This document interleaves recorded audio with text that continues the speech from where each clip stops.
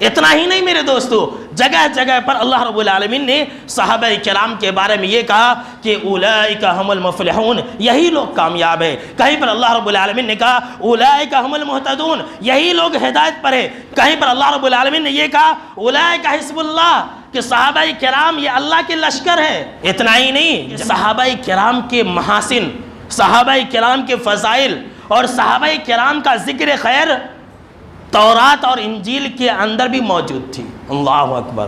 कभी आपने ये सोचा कि सहाबा किराम को बुरा भला क्यों कहा जाता है? आखिर क्या वजह है कि अबू बकर को लोग जो है गाली देते? आखिर क्या वजह है कि हज़रत उमर को लोग गाली देते? आखिर क्या वजह है कि अम्मा आयशा को गाली देती? आखिर क्या वजह है कि लोग अमीर मुआविया को गाली देते? तमाम सहाबा किराम को गालियाँ क्यों देते? पहला सबब यह है कि एक आदमी ने अम्मा आयशा रज़ी अल्लाह ताला अन्हा से पूछा, ज़रा गौर से सुनिएगा। अम्मा आयशा रज़ी अल्लाह ताला अन्हा से पूछा कि लोग जो है अबू बकर को और उमर को गालियाँ देते हैं, आखिर ऐसा क्यों है? तो अम्मा आयशा रज़ी अल्लाह ताला अन्हा बहुत बड़ी मुहद्दिसा थी, बहुत बड़ी फ़क़ीहा थी।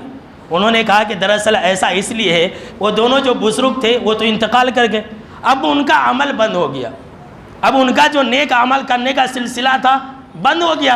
अब जब इंतकाल कर गए तो कोई नेक अमल नहीं कर सकते, लिहाजा अल्लाह ने ये चाहा कि मरने के बाद भी उनके नेकियों का सिलसिला जारी रहे। ये लोग गालियाँ देते हैं और इन गालियों की वजह से उनका मकाम मर्तबा बढ़ता है, सहाबा किराम का कुछ थोड़ी नुकसान होता है।